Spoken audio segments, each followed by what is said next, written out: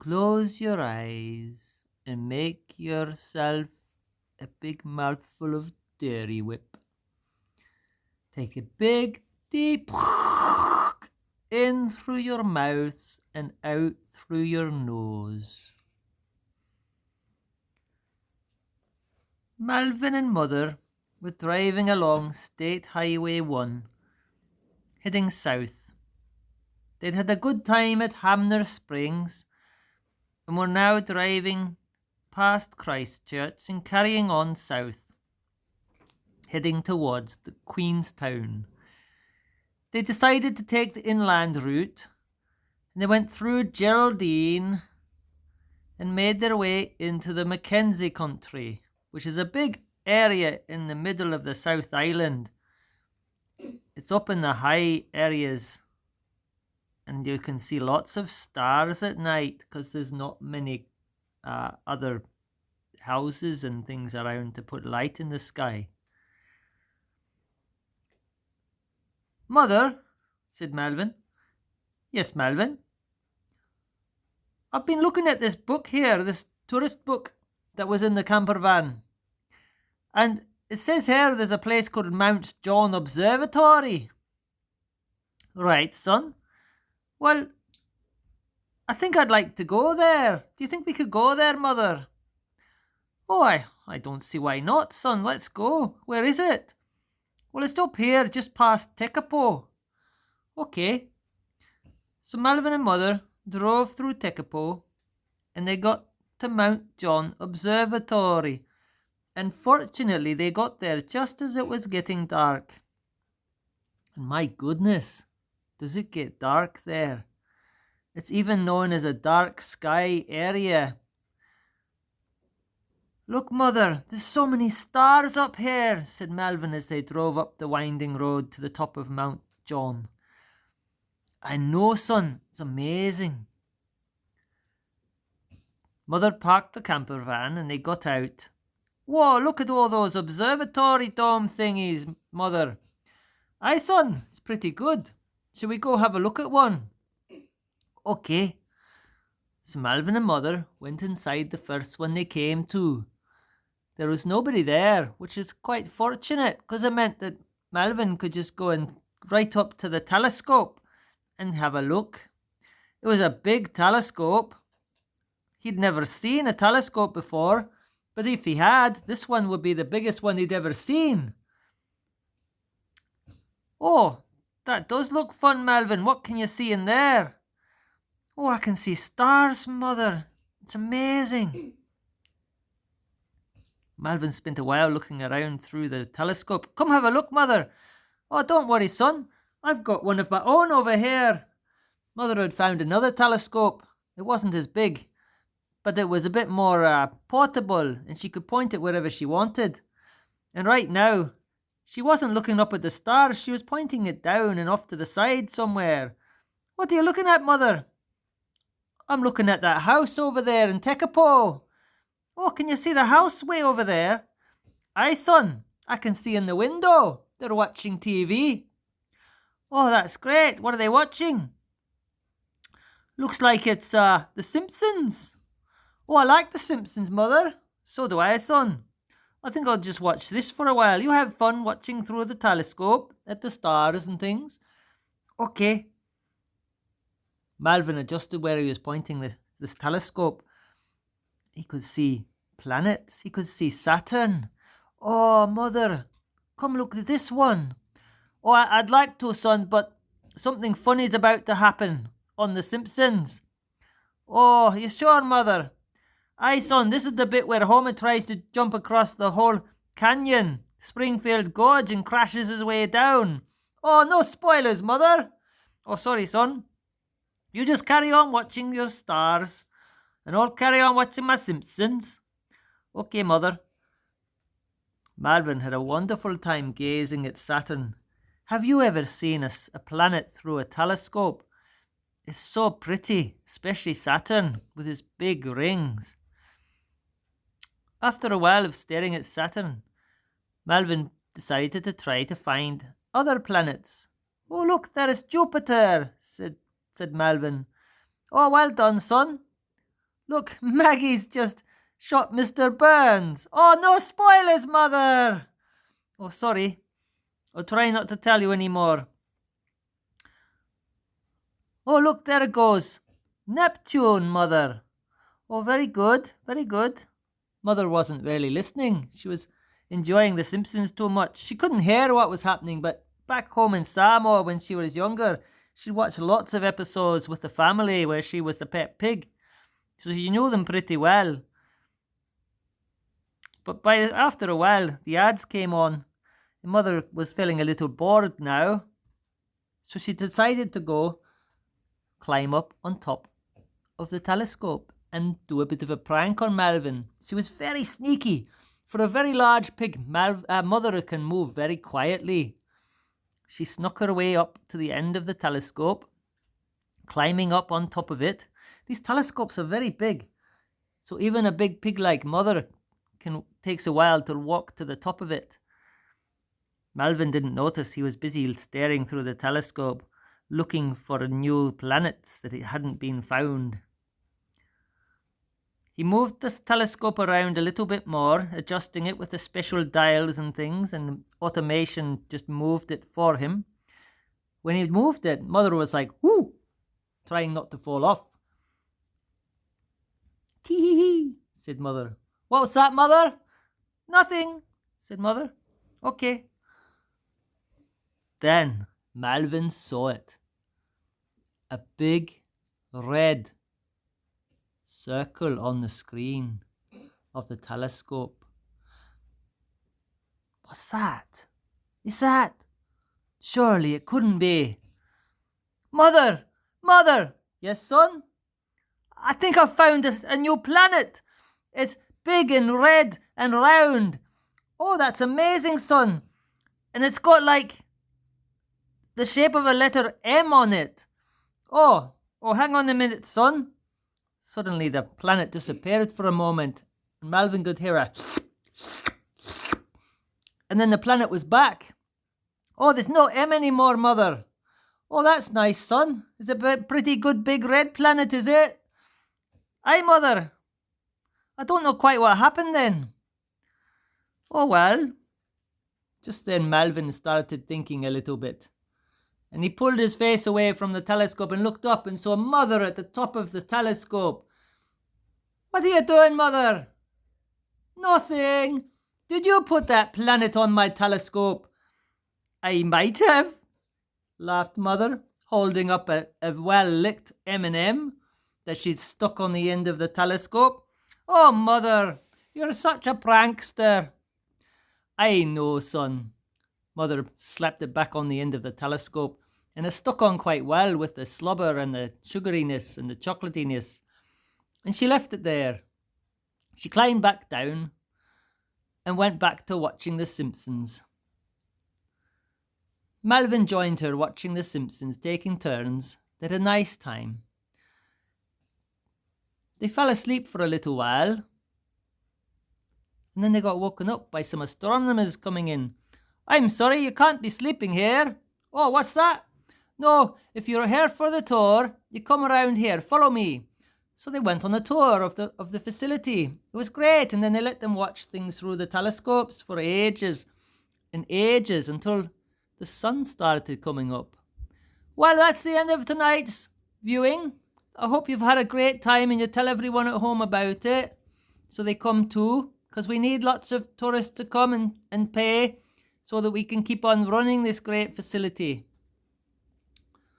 Okay, Melvin, I think it's time we left. I'm a bit tired now. Been up most of the night. I will have, Mother. So they went back out to their camper van and they drove off. The next night, some amateur astronomers, got very excited when they discovered a new planet looking through the telescope that Mother had messed with. It got in the newspapers and everything. New planet, giant red one, heading straight for Earth. We're all doomed. It caused quite the kerfuffle until they realised it was just an M&M stuck on the end of the telescope. Well, that was lucky, said the astronomers when they realised. Thought it was the end of the world. Oh well. So Melvin and Mother drove off and carried on, heading south. By now the sun was coming up, and it was a beautiful day. Amazing views looking out across Lake Pukaki with its turquoise waters. Melvin and Mother took a little dip in the water and found, woohoo, it's freezing cold, because it's all from melted snow. They got out of the water pretty quickly, and Mother said, "You know, son, I think I need to have a nap." "Well, this is a great place to stop and have a sleep, Mother. But I'd like somewhere a bit darker. Perhaps we go find a tree to park the camper van under where it's nice and dark." Melvin looked around out the windows of the camper van. "Mother." "Yes, son?" "Have you noticed there's not really many trees around here?" "Oh, you're right, son." And it's true, that part of the world, there's not many trees at all. Things don't grow very big mostly. A bit further away there are some trees. "Well, how about we go down there, Melvin," said Mother as she drove along the camper van along the top of the dam. "Okay, Mother." They turned off a side road and went down onto a gravelly bit, and down until they were beside a spillway. Now, they didn't know what a spillway was. Do you know? I'm not going to tell you just yet, because it's a bit of a surprise. They drove the camper van down, and then Melvin suddenly saw something. "Mother, look! There's like a tunnel under the dam there. Let's go in there. It'll be nice and dark in there." "Okay, son." So Mother turned the camper van around, and they went down this track that led to the spillway gate, which is a big tunnel under the dam. They drove in for a bit, but then they got to a gate that was shut with a no entry. "Okay, let's see if we can get in here," said Mother. "Okay, Mother." Melvin got out, and sure enough, like most places in New Zealand where there was a padlocked gate, the padlock wasn't actually locking the gate. Someone had put it there very lazily, so they didn't have to use the key, because they'd lost the key. So Melvin just opened the gate, leaving the padlock locked, as you do, and they drove through. "Oh, this is nice and dark, Mother," said Melvin as they drove inside the tunnel. "Oh, it's very dark here, Melvin. It's pretty bumpy on the camper van, on the wheels." And it was. They're a bump, a dump, a bump. They weren't on the real path anymore. It was just the dried up riverbed. Ba-dump, ba-dump, ba-dump. The headlights of the camper van were quite handy. They needed them because it was pitch black in the tunnel. They drove along a bit further and a bit further in the tunnel until they got to the end of the tunnel, and there was a big steel thing in front of them, like a big wall. "Oh, what's that, Melvin?" "I'm not sure, Mother." They got out of the camper van and looked more closely at the big steel wall. I think maybe it's some kind of a door, Mother. It's got those big arms coming off it, that like big steel things that come back to that pivot point, and there's those chains and stuff that I think are for opening it." "Ooh, I wonder what's in there, Melvin." "I don't know, Mother." "Well, should we find out, son? Do you want to see if you can open it?" "Oh, okay." So Melvin looked around a bit more. Then he found there was a panel on the side of the room. "Oh, here we go." He poked around at the panel. Okay, said Melvin. "Work your magic, son. Open that door. Let's see what's going on behind the door." "Okay, Mother." Melvin poked around for a while. "Right, I think if I push this, then it will open." "Okay, son." So Melvin pushed the button, and then a thing on the screen came up. "Opening gate in 30 seconds. "Okay, let's get back in the camper van so we can go through the gate when it's open." They climbed in the camper van, and they watched the counter counting down. It was down to 20 seconds. And Melvin was looking around. He thought, "I'm feeling a little nervous, Mother. I'm not sure why." "Oh, don't worry. It's probably just that amygdala thing. You've got quite a well set up amygdala. It warns you when there's something dangerous about to happen." Oh, why would it be doing anything now, Mother? I don't know, son. What do you think behind the gate? Just then, Melvin realized what's behind the gate. Mother! Behind the gate! Yes, son? It's the lake! The lake, son? What do you mean? I think this is a spillway. I think they open the gate to let the water out of the dam when there's too much water. Oh, I think we probably should leave then, Melvin, before the gate opens. It's down to 10 seconds, Mother. Quick, turn the camper van around. Mother reversed the camper van and did a 3-point turn. Managed to turn the camper van around and started driving out. Go, go, go, Mother! She was accelerating quickly, and they heard a creaking groaning as the gate started to move. Quick, Mother! I don't think it goes much faster than this, Melvin. Okay. Hold on, Mother. I think we're about to go a lot faster. There was a massive groaning noise, and then suddenly a... Melvin looked in the rear vision mirror. There was a massive frothy wall of water coming up behind them, crazy fast. Uh-oh, Mother, hold on, wind the windows up. Oh, that's a good idea, son. I had the window right down, but I'll put it up. Mother pushes the button to make the window go up. Just as it was reaching the top, suddenly the entire camper van gets thrown off the ground and up in a massive, bubbly, frothy everythingness of water. They couldn't see a thing.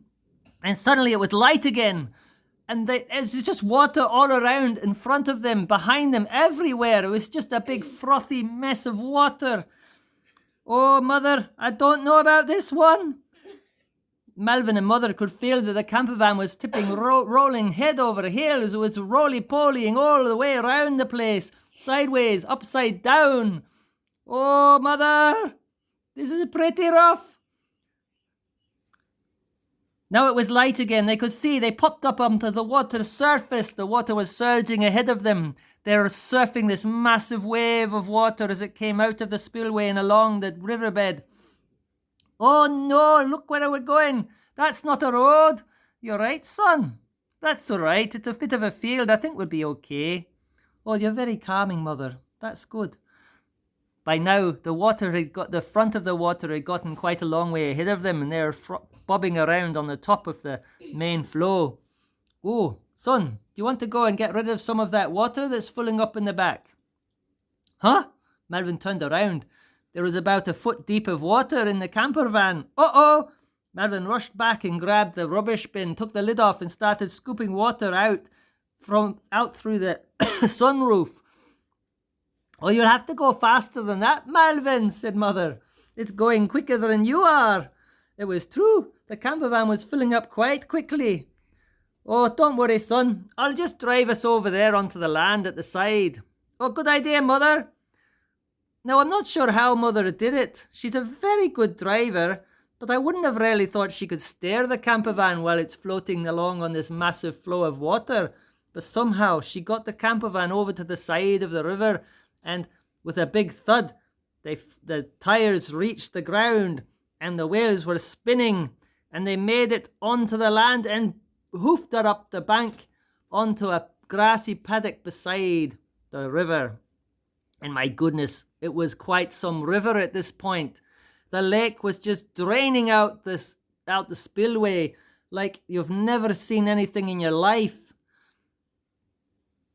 After a few minutes staring at the massive flow, Melvin and Mother turned to each other, and Melvin said, "So what do we do now, Mother?" "I don't know, son. I'm not sure where we can go from here." "Oh, let's have lunch." "Okay."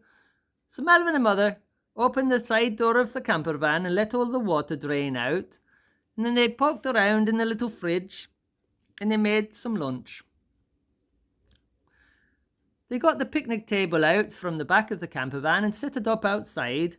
And they had a nice meal of ham steaks and gravy and rolls and salad, all of which they'd bought previously. And they had that while they watched a massive brown torrent of brown and turquoise mixed water rushing past the camper van. While they were eating, they noticed something. Melvin, do you think the water level's getting a bit lower? Oh, I wonder if it is, Mother. Suddenly, the water just stopped. It just went and it all drained away. Because what had happened is the dam operators, when the gate was open, they got all these massive flashing red lights and barp, barp, barps going off back in their control room. They're like, oh no, what's happening? What's happening? But it took them about half an hour to work out exactly what had happened, and then to send someone down and use the manual override to close the gate.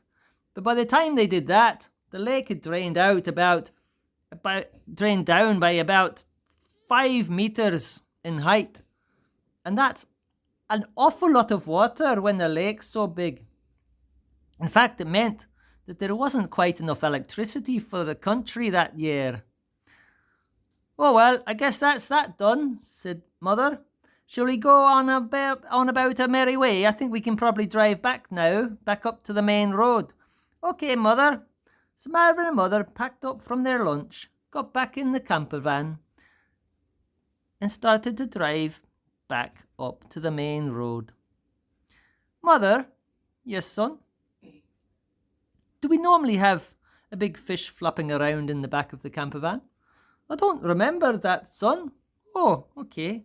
Well, we've got one now. What shall I do with it? Oh, just plop it in the river. Okay, Mother.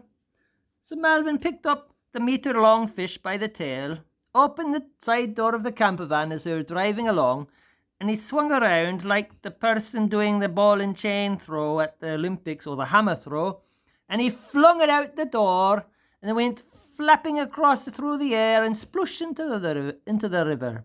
Bye-bye, fishy. Well, that was a fun adventure, Melvin, wasn't it? Aye, Mother. I wonder what we'll do tomorrow. Well, son, we'll find out tomorrow. And that's the end of tonight's story.